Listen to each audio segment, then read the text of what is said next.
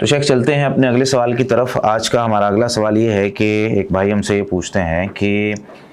کچھ بیماریاں ایسی ہوتی ہیں جس کو ہم وبائی امراض یا فیٹل ڈیزیز کہتے ہیں، جیسے کہ ہمارے معاشرے میں کہا جاتا ہے خارش ہے وہ ایک شخص سے دوسرے شخص کو لگ جاتی ہے، یا یوں کہا جاتا ہے جیسے کورونا کا ابھی چل رہا ہے، کہا جاتا ہے جی کورونا جو ہے وہ ایک شخص کو دوسرے یعنی کوئی کسی شخص کو اگر کورونا ہے اس سے فاصلہ رکھیں، آپ کو بھی لگ سکتا ہے یا آپ کو بھی لگ جائے گا۔ تو یہ ایک طرف میڈیکل ہے، دوسری طرف ایک حدیث کے بارے میں بھائی پوچھ رہے ہیں کہ ایک حدیث میں آتا ہے کہ بیماری متعدی نہیں ہوتی، یعنی فیٹل ڈیزیز کچھ بھی نہیں ہے۔ تو ان دونوں میں تطبیق کیا ہے، کیسے ہم ان دونوں کو دیکھتے ہیں، اسلام اس بارے میں ہمیں کیا سمجھاتا ہے؟ جی بسم اللہ الرحمن الرحیم۔ امام بخاری رحمہ اللہ نے صحیح بخاری کے اندر یہ حدیث درج فرمائی ہے، 5757 نمبر حدیث۔ اللہ کے رسول صلی اللہ علیہ وسلم فرماتے ہیں لا عدوى ولا طیر ولا ہم ولا سفر، کہ لا عدوى فرمایا متعدی بیماری نہیں ہے، یعنی کوئی بھی بیماری فی نفس ہی متعدی نہیں ہوتی۔ یہ جو تصور ہے کہ بیماری بعض جیسے خارش ہے یا دیگر بعض امراض جس کو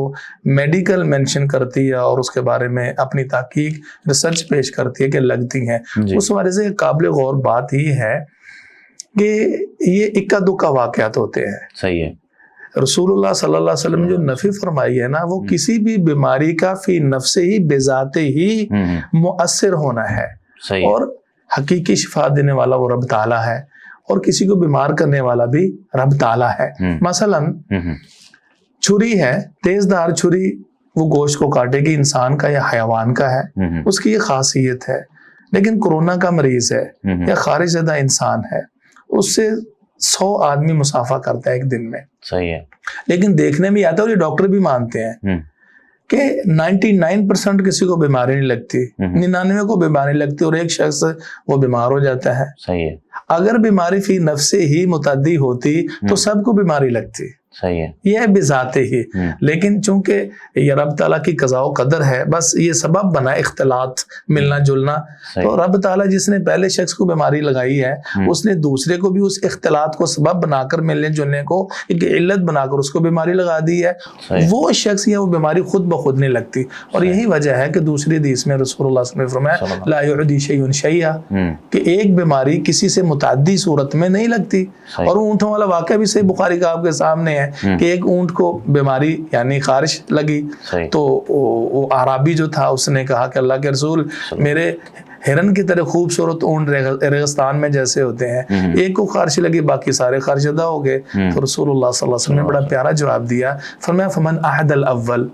پہلے کو کس نے بیماری لگائی ہے؟ صحیح بات۔ تو جس نے پہلے کو خارش لگائی ہے اسی رب تعالیٰ نے دوسرے اونٹوں کی بھی لگائی ہے، لیکن دیکھنے میں بظاہر چونکہ وہ ملے جلے تھے تو ایک سبب بن گیا وہ، لیکن حقیقی مرض بیماری لگانے والا وہ اللہ ہی ہے۔ لہٰذا اس قسم کے جو واقعات آتے ہیں تو اس میں یہی سمجھنا چاہیے کہ اللہ کی منشا اور اس کی قضاء و قدر کے مطابق لگی ہے، فی نفسی کوئی بیماری مؤثر نہیں ہوتی۔ بہت شکریہ شیخ، جزاکم اللہ خیراً۔ تو ناظرین آپ نے سنا کہ بیماری کا ایک شخص سے دوسرے شخص کو لگ جانا یہ حقیقت ہے، لیکن وہ بیماری بذات خود جا کر نہیں لگ سکتی، یعنی کسی بھی بیماری میں ایسی کوئی طاقت نہیں ہوتی کہ وہ خود جراثیم جا کر دوسرے کو لگ جائیں، اگر لگ بھی جائیں تو وہ مؤثر نہیں ہوتے۔ یعنی اگر کسی شخص کے کورونا کے ساتھ ملنے سے یا خارج زدہ ملنے سے، کئی ڈاکٹرز جو ہیں وہ بھی یہ کہتے ہیں کہ اگر آپ کسی کے ساتھ ملتے ہیں، اور میرے ایک ڈاکٹر دوست ہیں انہوں نے کہا کہ وہ جو ہیں وہ آپریشن کرتے ہیں کئی دفعہ، تو یا جو ہے وہ اس طرح کے لوگوں کا علاج کرتے ہیں، تو انہیں کبھی اس طرح کا کوئی جو ہے وہ نہیں ہوا۔ تو یہ اللہ تعالیٰ کی طرف سے ہے کہ اگر لگنی ہوتی ہے تو شروع میں اگر پہلے شخص کو لگی ہے تو وہ کہاں سے آئی ہے، اور اگر دوسرا شخص جو ہے وہ اس کو لگ رہی ہے تو اس کے بھی کئی ایک اسباب ہو سکتے ہیں۔ ہاں ہمیں احتیاط کی ضرورت ہے، اگر ڈاکٹرز کہتے ہیں اور وہ اس چیز میں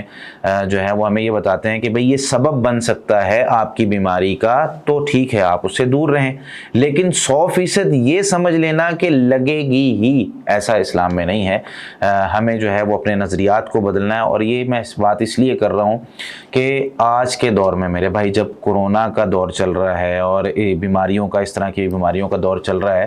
ہم نا اسلامی شاعر کو اور اسلامی جو طرز عمل اور اخلاق تھا اس کو بھول چکے ہیں۔ ہم اتنا ڈر گئے ہیں کہ یہ بیماری لازمی لگنی ہی ہے، اور اس کے لگنے سے موت آنی ہی ہے، کہ باپ اگر اس کو کورونا ہو جاتا ہے بیٹا اس کے قریب نہیں جاتا، اس کو غسل نہیں دیتا۔ اگر وہ فوت ہو جائے اس کے قریب نہیں جاتا، یا ماں کو اگر کورونا ہو جائے ہم اس کے خیال نہیں رکھتے، احتیاط نہیں کرتے، یا اگر بھائی کو ہو جائے ہم گھر میں اس کو قرنطینہ سینٹر میں ڈال دیتے ہیں یا اس کو کوارنٹین کر کے اس کو الگ سے کر دیتے ہیں، میرے بھائی ہمیں اللہ پر توکل کرنا ہے، بھروسہ کرنا ہے، اعتماد کرنا ہے، اور ہمیں اللہ پر توکل کر کے کہ اگر لگنی ہے تو اللہ تعالیٰ کی طرف سے لگنی ہے، ہم جو ہے وہ کوشش کریں احتیاط کرنے کی، آپ گلوز پہنیں، آپ ماسک پہنیں، لیکن آپ خیال رکھیں ان کا، آپ ان کے قریب جائیں، کیونکہ بیماری میں انسان اکیلا پڑ جاتا ہے، اور انسان جو ہے یہ سوشل اینیمل ہے، یعنی لوگوں کے ساتھ اس کی ملاقات ہوگی، ملنا جلنا ہوگا، تب یہ بہت جلدی ٹھیک ہو سکتا ہے۔ لیکن اگر اس کو علیحدہ کر دیا جائے نا، اسلام کا عیادت کا جو طریقہ کار ہے وہ بھی یوں ہے کہ آپ عیادت کریں، اگلے کو جا کے تسلی دیں، بھائی کوئی بات نہیں، لا باسط انشاءاللہ، یہ بیماری تیرے گناہوں کو مٹائے گی تو ٹھیک ہوگا۔ تو یہ تسلیاں دینے کا وقت ہوتا ہے، نہ کہ اس کو الگ کر دینے کا وقت۔ اللہ تعالیٰ ہمیں سمجھنے کی توفیق عطا فرمائے۔